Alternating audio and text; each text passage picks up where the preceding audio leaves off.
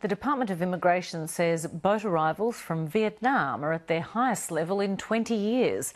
84 Vietnamese asylum seekers were picked up just north of Broome this week, bringing this year's total number of Vietnamese arrivals to more than 750. Many say they're fleeing persecution from the one-party communist state, but most who fall out with the regime can't flee. Often unseen, more than 50 political dissidents and internet bloggers have been jailed so far this year for questioning the Communist Party's policies. Our Southeast Asia correspondent Zoe Daniel has been in Hanoi meeting bloggers and dissidents in secret, and she filed this exclusive report. Nguyen Van Dai lives his life under house arrest. After 4 years in prison for human rights activism and dissident activity, he's out of jail, but his movements are limited and closely watched. How does that mean? If I want to go out of my area, it will take about 1 kilometer square. I have to get a permission from the local government. If I go out of my area without the permission, the police, the security officer may arrest me. Today, he snuck out to meet us. He planned to bring a friend, but his phone is off and he can't be found. We later hear that the secret police prevented him from leaving his house. When did you speak to him last? Yesterday night. This is life for political activists in Vietnam, where heavy-handed intolerance of dissent has seen more than 50 people jailed this year.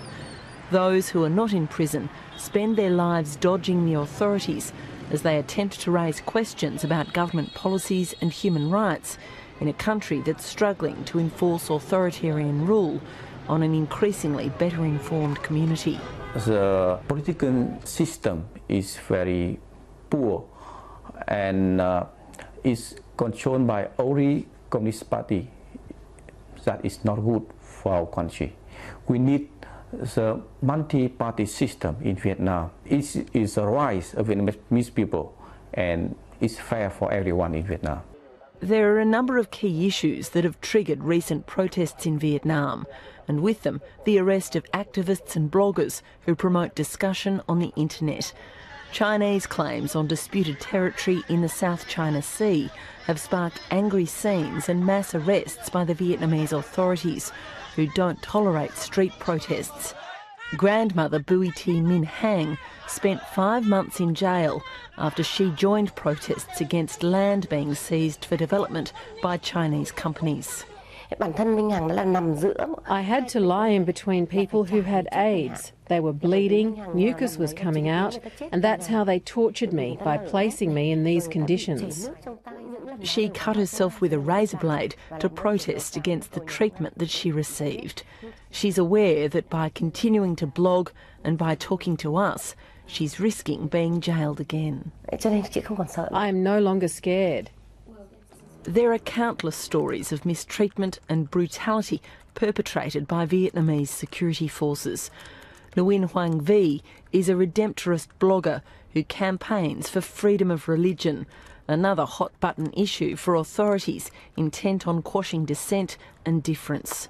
She was recently vaginally searched during a so-called ID check and, in another incident, beaten unconscious by police.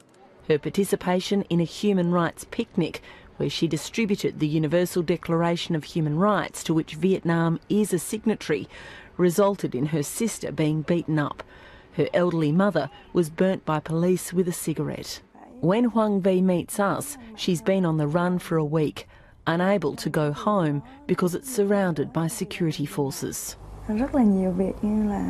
There are also other incidents. For example, they drove straight into my motorbike and pretended it was an accident. They have also stopped me on the street and assaulted me, and they have used many other tactics. But up until now, the only thing they have not done is to put me in jail. The rest they have pretty much done. The bloggers have taken great risks to meet with us, and it has to be done behind closed doors. If we're caught, we'll be deported. But those who speak to us could be jailed for up to 7 years under a catch-all law that's used to prosecute those who infringe upon the interests of the state by abusing the rights to freedom of speech, press, belief, religion, assembly, association, and other democratic freedoms. Yet these young people, who call themselves the Change Club, choose to meet us in the open.